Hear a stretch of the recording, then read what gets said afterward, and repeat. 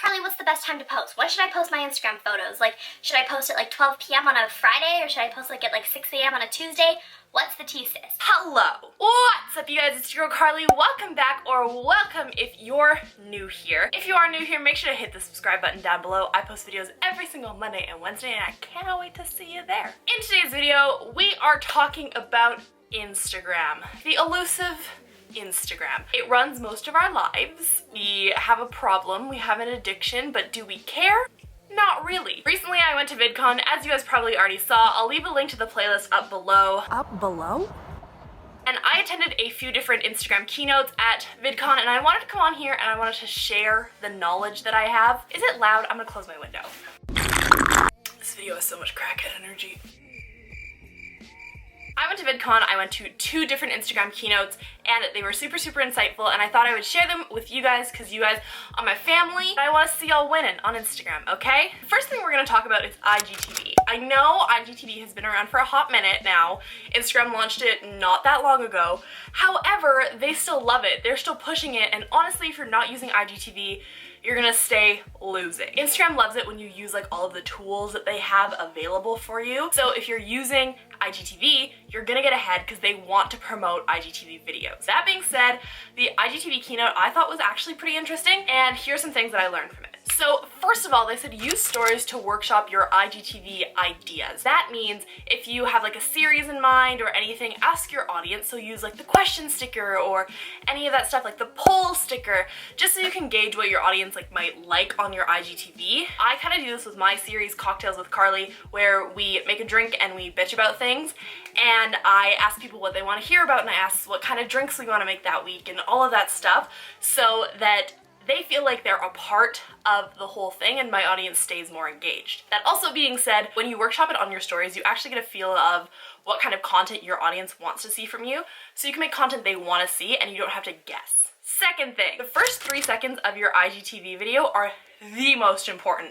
And Instagram directly, the people at Instagram that I watched the keynote from, they said that that is where you should be putting like your teaser content. So if something crazy happened in the video, you want to put it like right in the first 3 seconds to like grab people's attention. One of the examples that they used was a creator that would make things, so it was them making cake, and it was like the first 3 seconds and they were like throwing cake around and all this stuff, and I was like, what is going on in this video? My literal 2 brain cells. And obviously it makes you want to watch it more. So put a catchy video clip in the first 3 seconds. Number 3, right after your 3 seconds, you're gonna want to put your title. They really recommended that you do series-based things on IGTV. So for example, my own series Cocktails with Carly, but you can also do like a BuzzFeed series. I know they do like a bunch of like series like that where each week they'll try something different or something like that, but it all relates to one big series. That makes people want to come back to your channel, to your IGTV, so they can catch up on what you're doing this week. One of my favorite IGTV series is Looking for Lewis, when he reviews Love Island each week.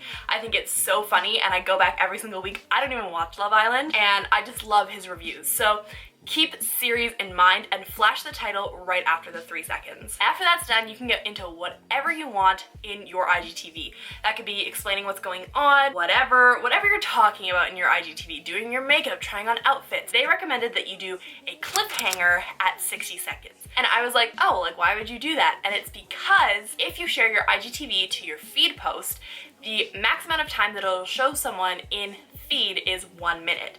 So you want to be able to push people from your feed post onto your IGTV page to finish watching the video. Going back to the cake example that they showed us in the keynote, at 1 minute of the video is when they were flipping this cake or taking the cake out of the pan, and they were just about to do it, and then it stopped and it said watch the rest on IGTV. Obviously, because we're suckers, we're gonna click and we're gonna watch the rest of the IGTV. When I heard that, I was like, duh, of course, that makes so much sense. And I've started to do more content around like the 60-second mark to get people to translate over into watching full episode IGTVs. So you've got your IGTV going, you've got your 3-second teaser, you've got your title frame, you've got whatever kind of filler content is in the beginning, your cliffhanger, and your episode's over. What do you do at the end? Now, of course, you can always say, follow me on Instagram for more IGTVs, or follow me on Instagram for XYZ content that I post.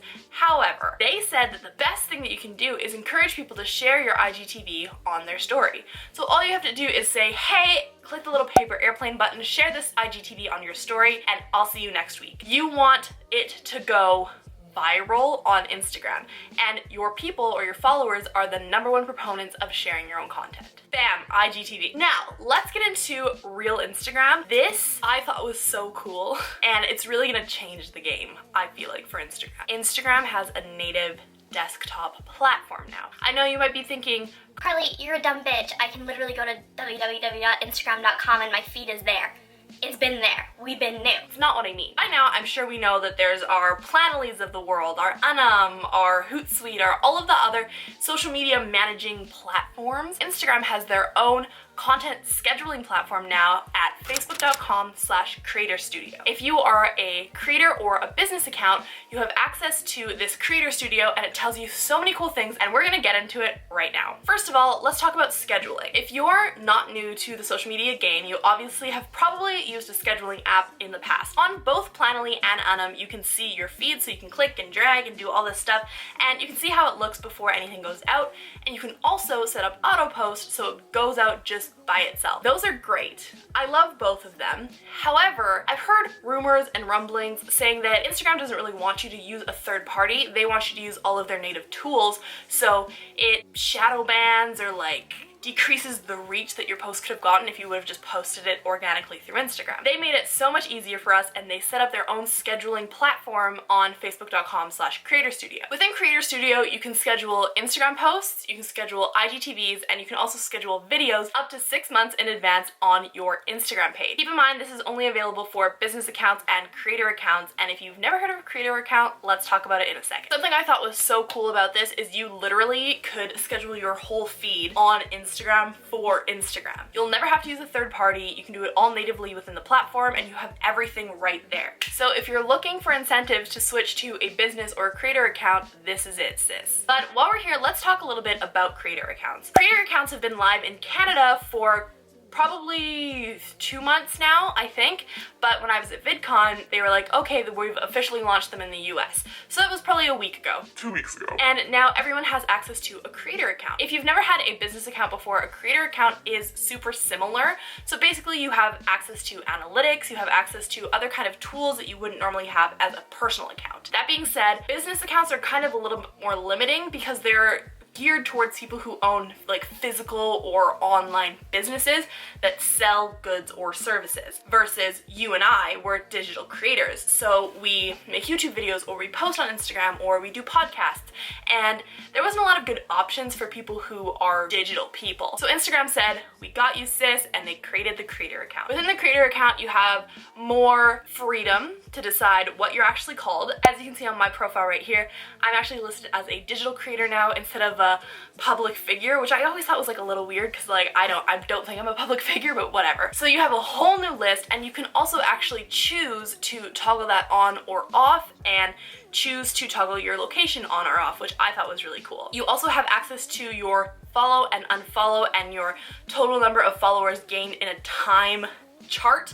I'm gonna put it right here because I feel like that wasn't a good explanation, but as you can see, as you go through everything, you can see how many people followed you and unfollowed you, and how many people you actually gained in a day because of that.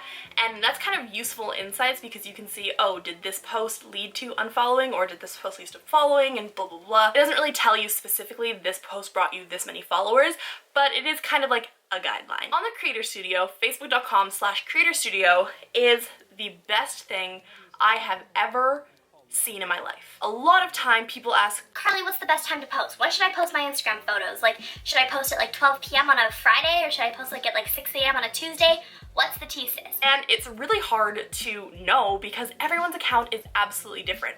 So Instagram said, once again, we got you, sis, and they made an entire chart specifically detailed to your own account. To get there, it's super easy. You go to facebook.com/creator studio, you click on the Instagram tab, click audience and insights, and scroll all the way down to the bottom of the page. You'll see this like gradient chart. So on my chart, there's some in the morning and some in the afternoon, evening, and then in like the early morning is the lightest colors, and those are the times that not a lot of people will see my posts. What I really thought was cool about it is you could hover over each individual block and you could see how many people interact on Instagram at that time out of your following. Any of the super dark color blocks is when your audience is the most active and would be the best time to post for you. Those are all the tips and tricks I learned from Instagram. I really hope you guys liked it. If you did, make sure to give it a big thumbs up and subscribe down below. I post videos every single Monday and Wednesday, and I can't wait to see you in the next one. Bye guys!